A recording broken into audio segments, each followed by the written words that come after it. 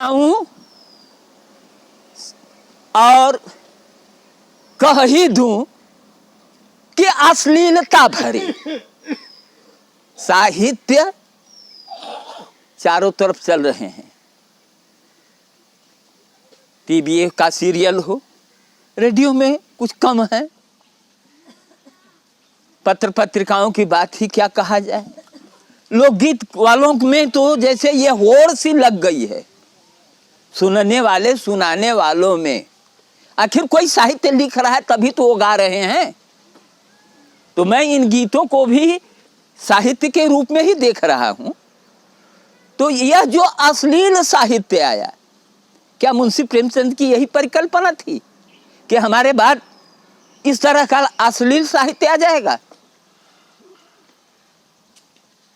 तो साहित्य में ये तमाम सारी चीजें जो आ गई हैं, काश मुंशी प्रेमचंद जी आज जिंदा होते और साहित्य के को इस रूप में देखते तो उनको कैसा लगता।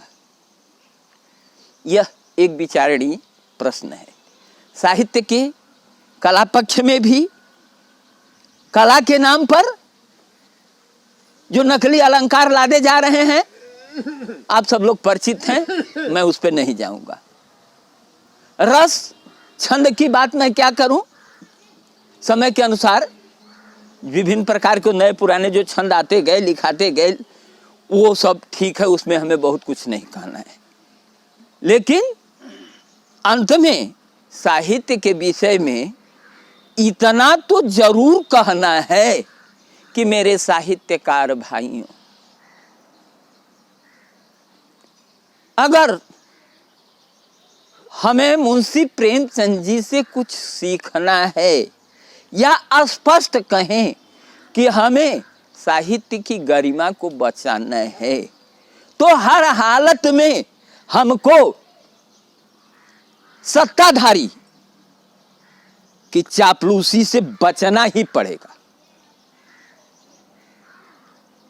हालांकि प्रगतिशील लेखक संघ हमारा इससे काफी कुछ तक सुरक्षित है, लेकिन ऐसा एक प्रचलन चल पड़ा है, और भले वो साहित्यिकाऊ न हो। तो आज हमें पुनः मुंशी प्रेमचंद जी की याद में एक संकल्प लेना है कि साहित्य से ही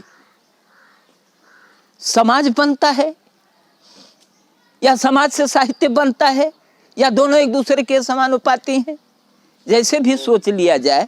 लेकिन मैं समझ रहा हूं कि अगर साहित्य अपने सही रास्ते पर चलता रहेगा तो समाज को एक न एक दिन अपने वास्तविक स्थिति में लौटना पड़ेगा।